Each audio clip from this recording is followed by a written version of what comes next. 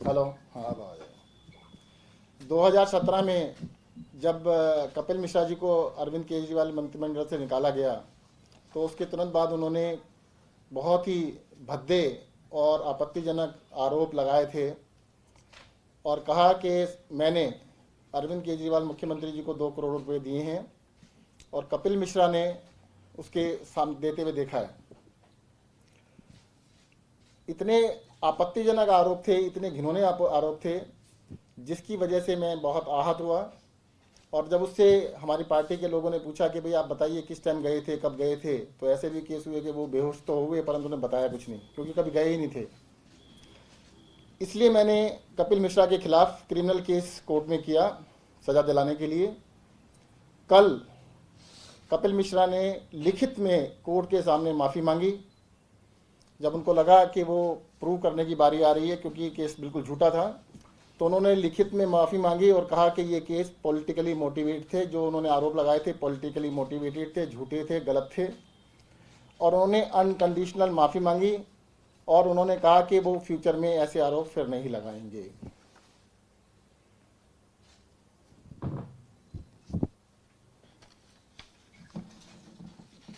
Thank you.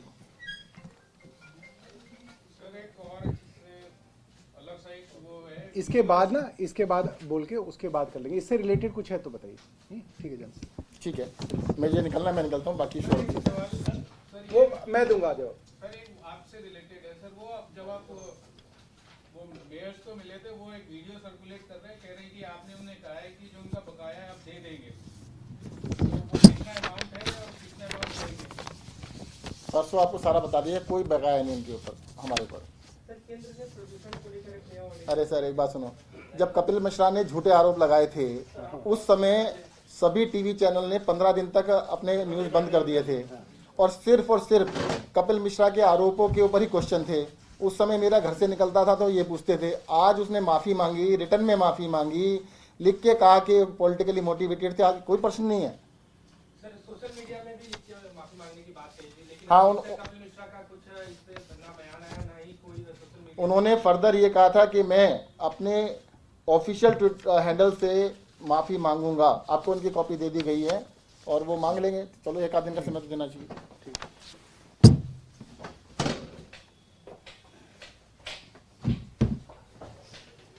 नमस्कार दोस्तों, एक वीडियो हम लोग चलाएंगे, पुराने समय की वीडियो है। और उससे क्या है कि कई बार क्या है कि 2017 का मामला था, तो वो रिफ्रेश हो जाएगा हम सब के लिए।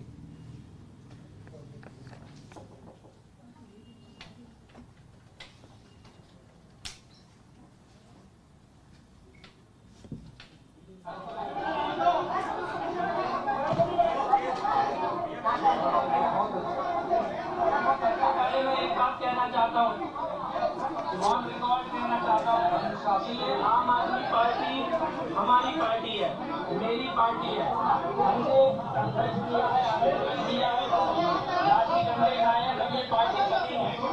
किसी की हालत में कोई व्यक्ति ऐसी है जो मुझे पार्टी से बाहर न करवा सके, कांग्रेस पार्टी से हमें बाहर कर सके। हम इस पार्टी को कभी छोड़कर नहीं जाएंगे।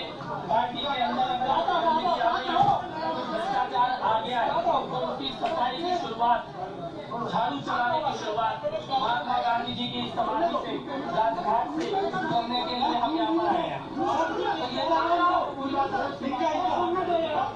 ये बिल्कुल ऑन रिकॉर्ड बापू की समाधि के सामने आम आदमी पार्टी मेरी पार्टी है, कार्यकर्ताओं की पार्टी है, के लिए भ्रष्टाचार के खिलाफ संघर्ष करने वाले लोगों की आम आदमी पार्टी।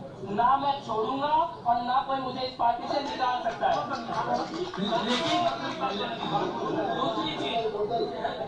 लेकिन दूसरी बात मैं ये कहना चाहता हूँ कि पूरी की पूरी कैबिनेट बस हो गया अकेला है जी। साथियों, ये महात्मा गांधी बापू की समाधि के सामने ये कपिल मिश्रा थे और ये 3 बातें लगातार कहते थे।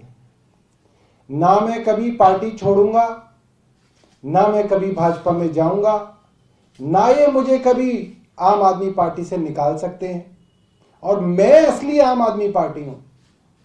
और हम 2017 से ये बात कह रहे थे कि ये बीजेपी के लगाए हुए भड़काए हुए आदमी हैं, बीजेपी के इशारे पे काम कर रहे हैं, और अंततः बीजेपी में इनका विलय होगा।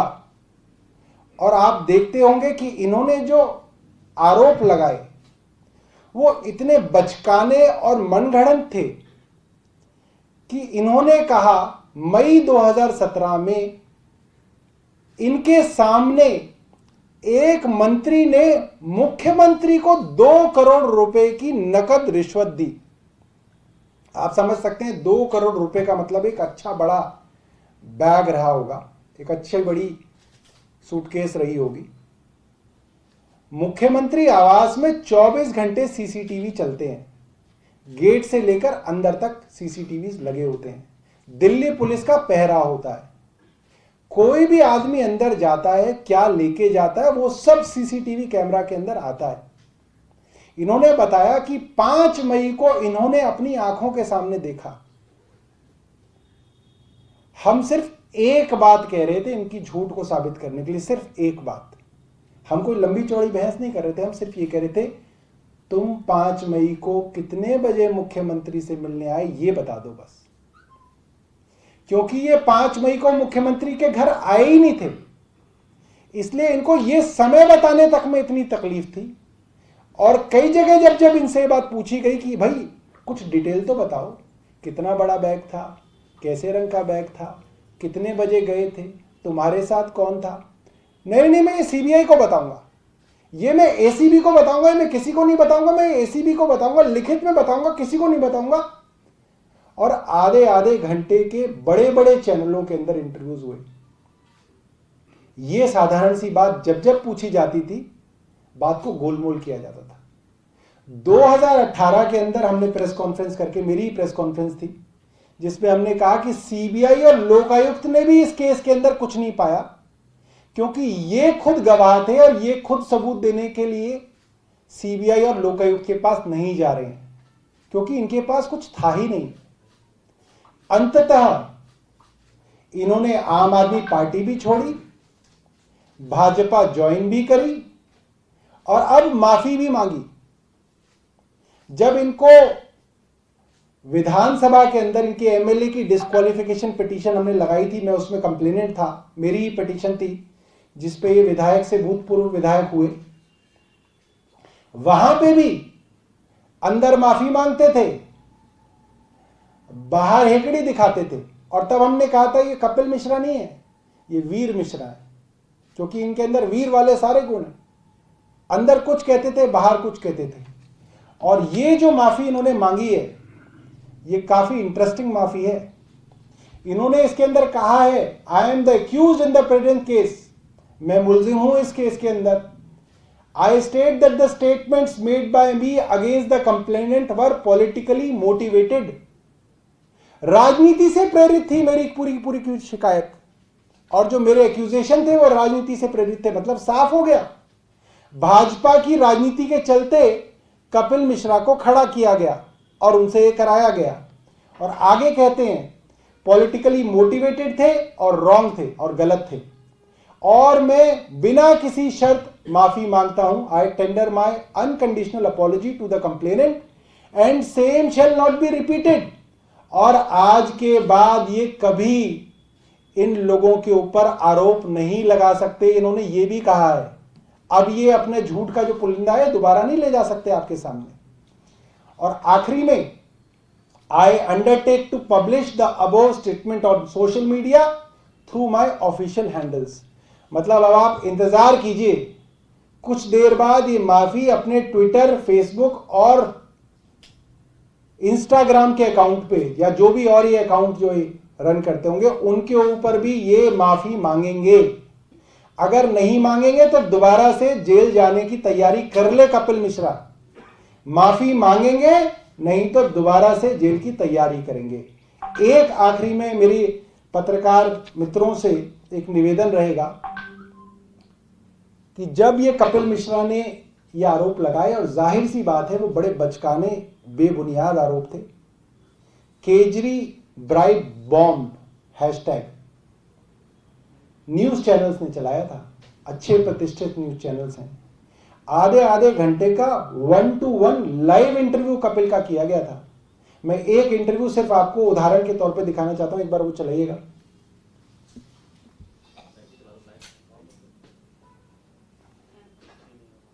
शुरू से चलाइए।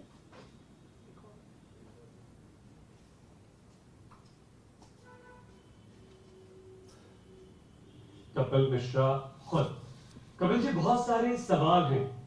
अब अरविंद केजरीवाल के तमाम साथी प्रवक्ता सब ये कह रहे हैं कि आप सबूत दीजिए। हम पूरी बात आपकी सुनेंगे विस्तार से। सबसे पहले एक बार फिर से, क्योंकि आप लाइव हैं, हिंदुस्तान भर के लोग आपको देख रहे हैं, दिल्ली के तमाम लोग आपको देख रहे हैं, बताइए क्या आपने देखा, कहां आपने 2 करोड़ रुपए देते हुए सत्येंद्र जैन को, अरविंद केजरीवाल को देखा?